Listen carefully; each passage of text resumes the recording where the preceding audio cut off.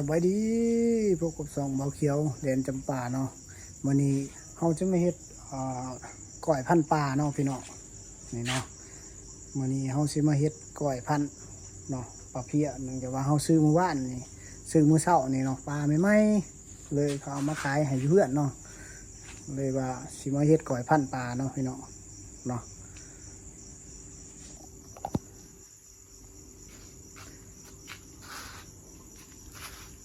ปลาเขาก็ซอยไปแล้วซอยแล้วเนาะพี่น้องเนาะปลาเขาก็ซอยแล้วปลาเพี้ยเนาะพักมีสีซ้อมเขาก็เตรียมมาเรียบร้อยอันนี้ตอนนี้เขาก็ต้มน้ำเนาะสิต้มปลาเนาะพี่น้องเนาะสิต้มหัวมันกระดูกหัวมันเนาะพี่น้องนี่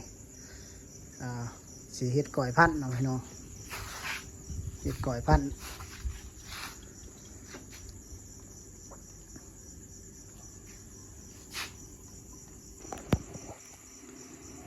อันนี้ก็ขี่ปลาเนาะนี่ขี่ปลาเนาะพี่น้องเนาะเอาสีมะอ้อขี่ปลาหลังจะมีต้มปลาเนาะแล้วก็สีตอนนี้อยู่ในขั้นตอนที่ว่าเขาเอามะนาวบีบลงไปเนาะพี่น้องเนาะเอามะนาวบีบลงไปเพื่อเขาจะมักไว้ให้มันสีมันนุ่มเนาะมักมะนาวไว้ก่อนเนาะพี่น้องเนาะ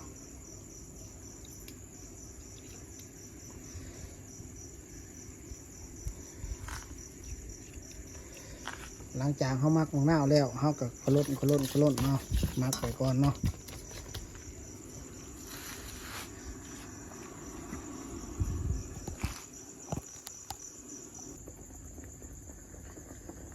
เขาต้มปลาแล้วเขาจะใส่ผักกระแยงลงไปเนาะใส่ผักกระแยงผักหอมเนาะ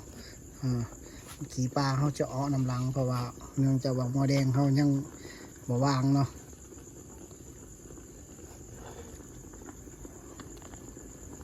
ใส่ผักเข้าไปเนาะใส่ผักแล้วเขาก็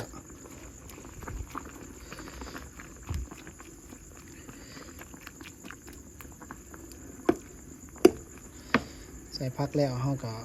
ถอดหม้อแดงเลยต้องเขาก็ตักเลยเนาะพี่น้องเนาะเพราะว่าผักมันเปื่อยร้ายบ่แสบเนาะพี่น้องผักมันเปื่อยร้ายมันจะอาจจะบ่แสบเนาะ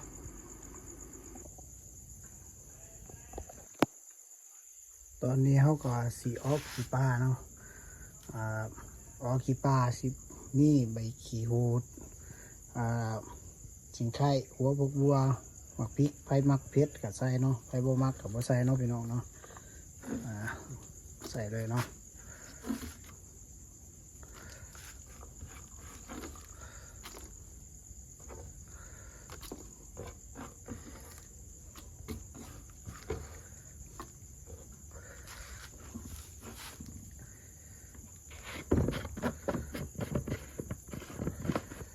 เขาก็ใส่ปลาแดกน้อยหนึ่งปลาแดกแล้วก็แป้งนัวเนาะใส่ปลาแดกน้อยหนึ่งปลาแดกแป้งนัวเกลือเนาะตอนนี้เขาก็เฮ็ดแก้วเนาะพี่น้องเนาะเอาพริกใส่เนาะข้าวขัวใส่เนาะแล้วก็เอาผักเนาะที่เขาเตรียมไว้เนาะนี่ผักคือเขาเตรียมที่เขาเตรียมปลาไว้เนาะหัวหอมเนาะใส่เนาะพี่น้องหลังจากนั้นเขาก็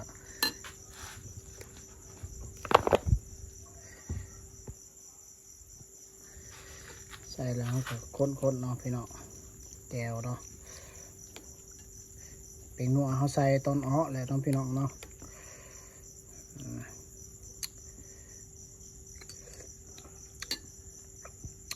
แซ่บแบบ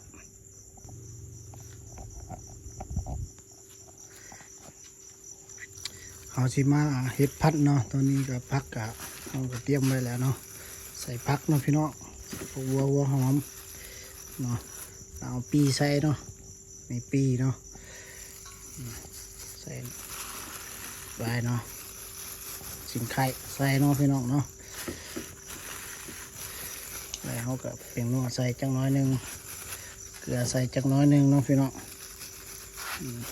นี่เขาก็ค้นเนาะต่อกันเนาะ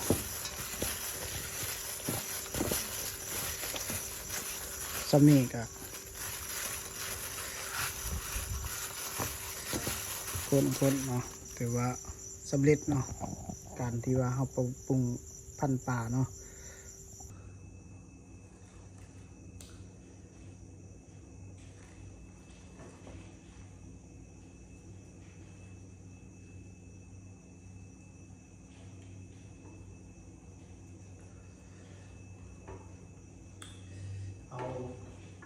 ตีใส่เนาะหอมใส่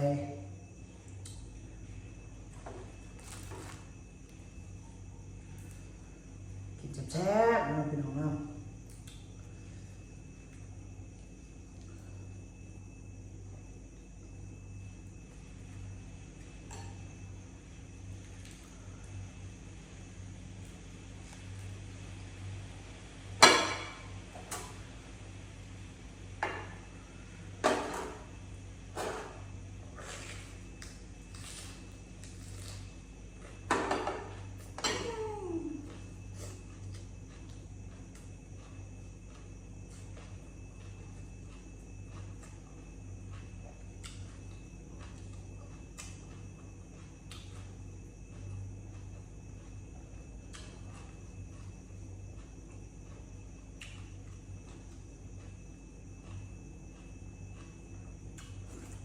ครับขนาดเนาะโอเคครับ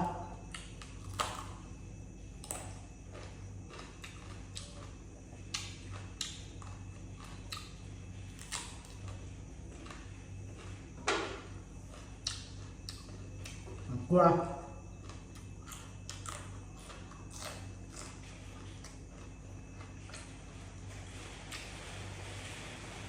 ระนาดเนาะ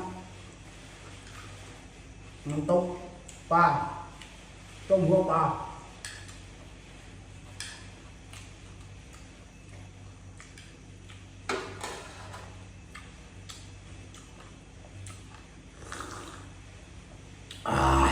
หอนเนาะ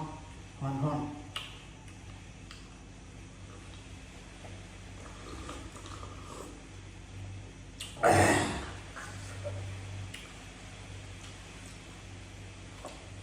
จะนักกับพ่อ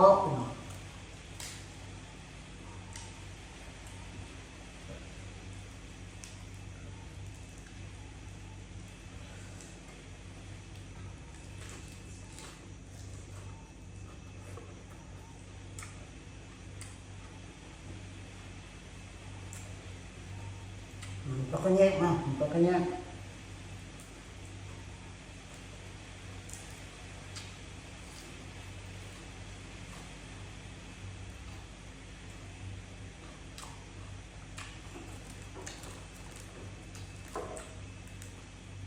ไร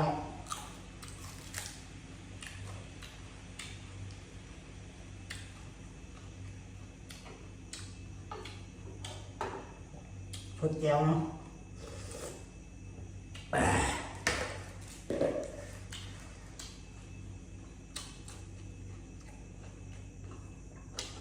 เอาที่บ้าน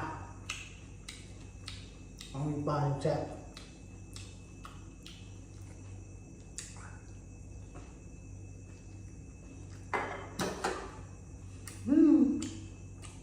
แซ่บขนาดเลย